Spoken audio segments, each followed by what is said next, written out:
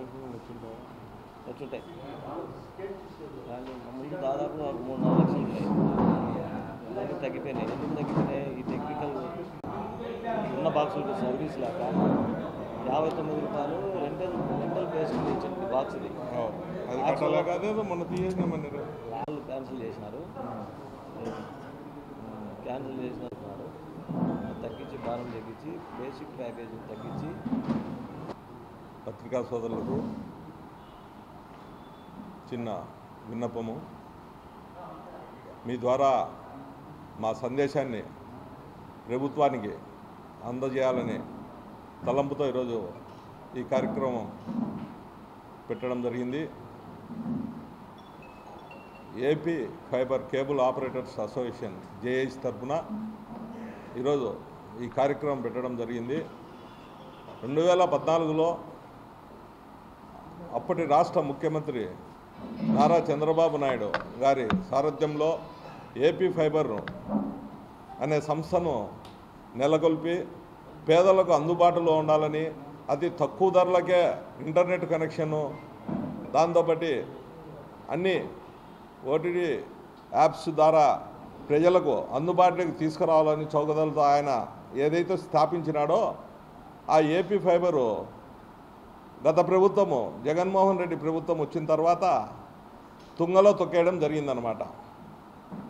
ఏదైతే చంద్రబాబు నాయుడు స్థాపించినాడో అది కేబుల్ ఆపరేటర్ల కోసము, ఏదైతే ఆయన ఇది నిర్మాణం చేసి వాళ్ళంతా బాగుండాలా, ప్రజలు బాగుండాలా, కేబుల్ ఆపరేటర్లు బాగుండాలనే ఉద్దేశంతో తలంచి ఇది స్థాపించడం జరిగింది. అప్పట్లో రాష్ట్ర వ్యాప్తంగా 12 లక్షల కనెక్షన్లు వేయడం జరిగిందనమాట ఈ రాష్ట్రంలో. తర్వాత వచ్చిన ప్రభుత్వం జగన్మోహన్ రెడ్డి ప్రభుత్వంలో దాన్ని ఆలన పాలన లేక, సరిగా పట్టించుకునే నాదులు లేక, అది కేవలం వైసీపీకి ఎవరైతే వారికి పలుకుతారో అనుచరులు వాళ్ళ భాగస్వామ్యంతో నడిచింది. కాబట్టి 4 లక్షల నుంచి 5 లక్షల కనెక్షన్లు మాత్రమే ఇప్పుడు ఉన్నాయి. అంటే దాదాపు 7 లక్షల కనెక్షన్లు వెళ్ళిపోయినాయి. ఈ తరుణంలో ఇప్పుడున్న పరిస్థితుల్లో, ఇప్పుడున్న టెక్నాలజీతో ఉన్న జియో అయితేనేమి, ఎయిర్టెల్ అయితేనేమి, వివిధ సంస్థలు పోటీతత్వం ఉన్న దానివల్ల, ఈ సిగ్నల్ సరిగా లేని దానివల్ల అందరూ దాని వైపు మొగ్గు చూపుతున్నారు. సో కేబుల్ ఆపరేటర్లు ఎవరైతే ఉన్నారో వాళ్ళు వీధిపాలు కావాల్సి వస్తుందన్నమాట. దాదాపు రాయలసీమలోనే 15,000 మంది దీని మీద బ్రతుకుతున్నారు. టెక్నీషియన్స్ అయితేనేమి, కేబుల్ ఆపరేటర్లు అయితేనేమి. మరి ఈరోజు ఈ ప్రభుత్వం వచ్చిన తర్వాత మేము ఒకటే చెప్తున్నాం మా రాష్ట్ర ముఖ్యమంత్రి గారికి, దయ ఉంచి మీరు ఈ కేబుల్ పరిశ్రమ ఏపీ ఫైబర్ను సంస్థను తిరిగి నిలబెట్టగలుగుతారా లేదా? లేకుండా అంటే మేము వీధి పాలవుతాం. ఇప్పుడున్న పరిస్థితుల్లో daily signal up and down పోతుంది, రావడం పోవడం. ప్రజలు ఇప్పుడు ఎట్లున్నారంటే 1 గంట సీరియల్ రాకోకుండా కూడా మేము డిటిహెచ్కి పోతాము, ఇంకో సంస్థకు పోతామనే పరిస్థితుల్లో ఉన్నారు ఇప్పుడున్న టెక్నాలజీకి. కాబట్టి కేబుల్ ఆపరేటర్లు సమస్యలను వారి దృష్టికి తీసుకెళ్ళి మేము మా మనుగడ ఉండాలన్నా ఆడ ముగించాలన్నా, మాకు ఇంకా వేరే ప్రవృత్తి ఏం లేదనమాట. రెండో బిజినెస్ చేసే పరిస్థితుల్లో ఏం లేదు, దీని మీదనే పెడుతున్నారు. 1000 కనెక్షన్లు ఉన్నవాడు ఈరోజు దాదాపు 300 కనెక్షన్లు 200 కనెక్షన్లు గెలిపినారు. కాబట్టి మమ్మల్ని దృష్టిలో పెట్టుకొని మన రాష్ట్ర ముఖ్యమంత్రి గారు ఇదైతే మాకు సిగ్నల్స్ కట్ అయిన దానివల్ల మా కనెక్షన్స్ అన్నీ పోతున్నాయి, ఈ సిగ్నల్స్ను తిరిగి త్వరగా మాకు పూర్తి చేసి అభివృద్ధి పదంలో తీసుకెళ్తారనే ఉద్దేశంతో మేము మీ ద్వారా ఈ సందేశాన్ని ఆయనకు అందజేయాలని తలంపుతో ఈరోజు ఈ కార్యక్రమం చేయడం జరిగింది.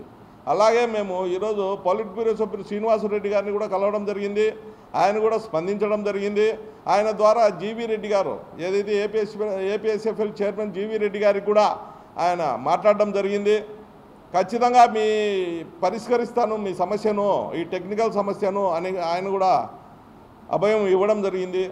అదే గతంలో సస్పెండ్ అయిన బాక్సులు 59 రూపాయలు ఇప్పటికీ కడుతున్నామన్నమాట. ఎవరైనా మనం కనెక్షన్ ఇచ్చినప్పుడు ట్రాన్స్ఫర్ వెళ్ళిపోతే ఆ బాక్స్ తీసుకోకపోతే దాన్ని 59 రూపీస్ ఇప్పుడు మనం పే చేస్తున్నాం. అదొక అధిక భారం అయిందనమాట మాకు.